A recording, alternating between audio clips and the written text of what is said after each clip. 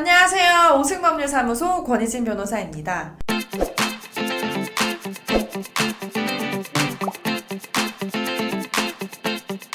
최근 국내 최대 인력 파견 업체가 직장 내 괴롭힘 논란에 휩싸였다고 하죠. 그런데 직장 내 괴롭힘은 비단 그 업체만의 문제는 아니라고 합니다. 중견기업 이상 기업에서도 공개적으로 특정 직원을 무시하고 다음날 건강검진을 앞둔 직원에게 회식을 강요하기도 했다는 신고가 접수됐다고 하는데요. 실제로 지난 3년간 지방노동관서에 접수된 신고 건수가 18,906건이라고 합니다. 엄청난 숫자죠? 직장 내 괴롭힘, 과연 어떠한 사례들이 있는지 한번 살펴보도록 할까요? 9시부터 6시까지 하루에 총 약 9시간 동안 사무실에 있다 보면 화장실에도 가야 하고 흡연자분들은 담배도 피워야 하잖아요.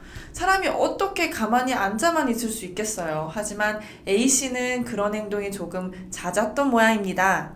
다른 사람들보다 화장실도 자주 가는 편이고 종종 담배도 피우러 나가고요.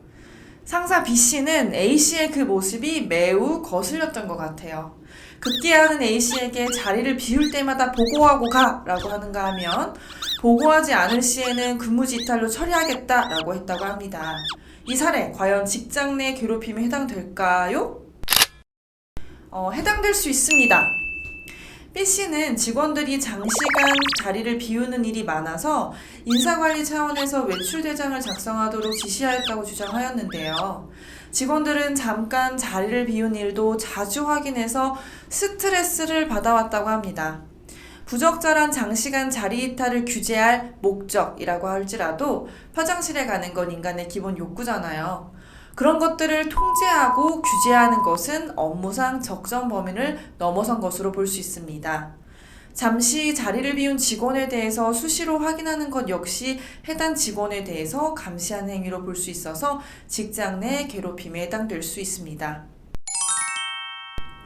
그리고 요즘 퇴근 후에도 혹은 휴일에도 카톡으로 업무 연락을 받으시는 분들 정말 많으시죠?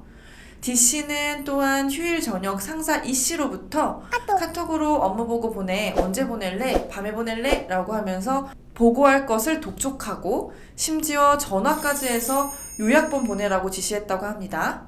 외부에 있던 D씨는 결국 핸드폰으로 차주 계획과 업무 보고를 작성해서 카톡으로 보냈다고 합니다.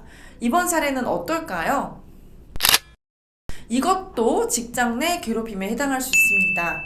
상사 E씨는 제출 기한보다 늦어져서 독촉했다고 주장했지만 업무 보고와 같은 통상적인 업무를 반드시 휴일에 수행해야 하는 불가피한 사정이 없음에도 휴일에 업무를 지시하는 것은 업무상 적정 범위를 벗어나는 것으로 볼 수 있습니다.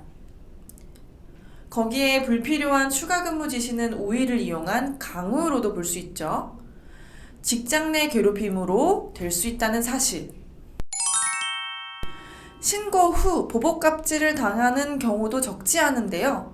G씨는 신고 후 대표 H씨에게 내 주제를 알겠어? 넌 웃을 짬이 안 돼 등 모욕적인 언사를 듣기도 하고 지속적으로 괴롭힘을 당해오다가 결국 회사의 기강을 물러나게 했다는 이유로 해고당했다고 합니다. 그러면서 퇴사 후에 노동청에 진정을 하거나 외부 해당 사안을 얘기하면 처벌받겠다는 서약서까지 작성해서 지장까지 찍을 것을 강요당했으나 거부했다고 하네요. 이처럼 다양한 사례의 직장 내 괴롭힘 사건이 있지만 실제 처벌로 이어지는 건수는 많지 않다고 합니다. 고용노동부는 18,906건의 신고 건수 중에서 2,500건에 대해서만 개선 지도를 했고요. 검찰 송치 건수는 292건, 그 중에서 기소된 건은 108건에 그친다고 합니다. 또한 5인 미만 사업장과 프리랜서 노동자들은 괴롭힘 금지법이 적용되지 않기 때문에 법이 보호를 받지 못해 신고해도 소용이 없는 경우가 상당하다고 합니다. 요즘 Z세대의 직장 선택의 기준은 연봉보다는 회사의 분위기라고 하죠. 회식 자리에서 직원들 분위기 띄우기 위해서 장기자랑을 해야 하는 회사는 갑질을 하는 회사로 느낀다고 합니다. 이제는 라떼는 말이야 야근도 불사하고 이랬는데 말이야 라고 말하는 대신에 존중과 배려로 서로 만족스럽게 일할 수 있는 환경을 만드는 게 중요하겠죠. 이번 영상이 유익하셨다면 구독과 좋아요 그리고 알림 설정까지 부탁드립니다.